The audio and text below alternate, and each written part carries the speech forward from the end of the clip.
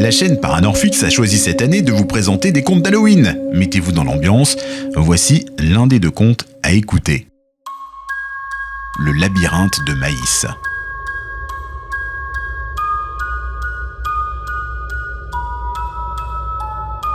On raconte qu'au fin fond d'une campagne oubliée, un fermier avait chaque année, pour tradition, de dresser un immense labyrinthe de maïs pour Halloween. Le jour, c'était une fête. Les familles riaient, les enfants couraient et tout le monde cherchait la sortie en s'amusant. Mais la nuit du 31 octobre, plus personne n'osait franchir son entrée. Car une rumeur persistait. Ceux qui entraient dans le labyrinthe à la tombée de la nuit n'en revenaient jamais.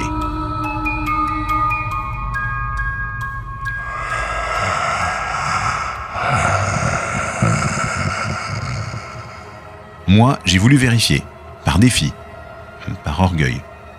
J'aurais dû écouter les anciens. Le vent s'engouffrait dans les allées de maïs, faisant craquer les tiges sèches comme des os brisés. Chaque pas semblait aspiré par le sol. J'avais une lampe torche, mais sa lumière paraissait ridicule dans cette mer végétale. Tout autour de moi, rien que des murs de maïs, identiques, oppressants, comme si le labyrinthe voulait me garder pour lui. Et soudain, je l'ai vu. Un épouvantail, planté au milieu d'un croisement. Sa tête était un sac de jute troué de 2 orbites noires. Son corps n'était pas de paille, non. Il semblait plus dense, comme si on avait mélangé des os et de la chair sèche dans ses vêtements. Dans le silence, j'ai cru entendre un souffle étouffé derrière le sac.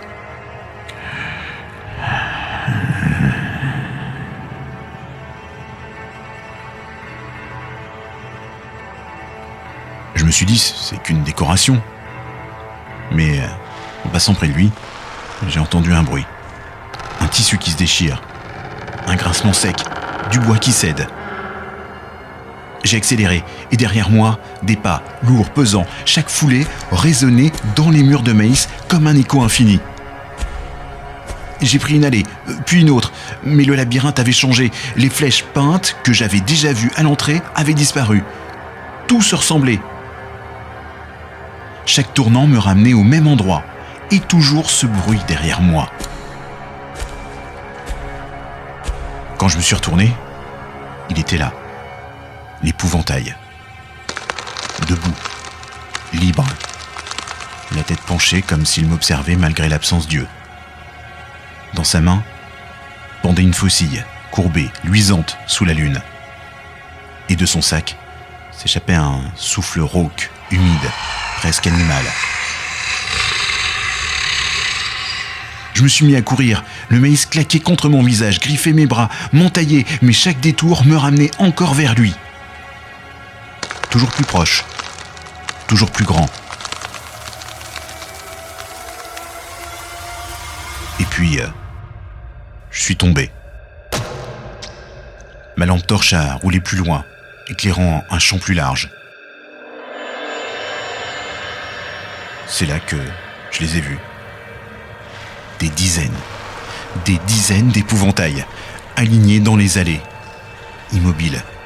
Leur sac de jute tremblait, et dessous j'ai entendu des voix, des gémissements étouffés, des cris enfermés. Alors j'ai compris, le labyrinthe ne dévorait pas les visiteurs, il les transforme. Chacun de ceux qui disparaît finit cousu dans un sac de toile. Chaque épouvantail est une âme piégée, condamnée à hanter le champ pour l'éternité. L'épouvantail maître s'est penché sur moi. Sa faucille brillait, et son souffle s'est approché de mon oreille. Un seul mot, une sentence. Reste. Les tiges de maïs se sont refermées derrière moi. Et depuis cette nuit, plus personne n'a jamais revu l'entrée du labyrinthe.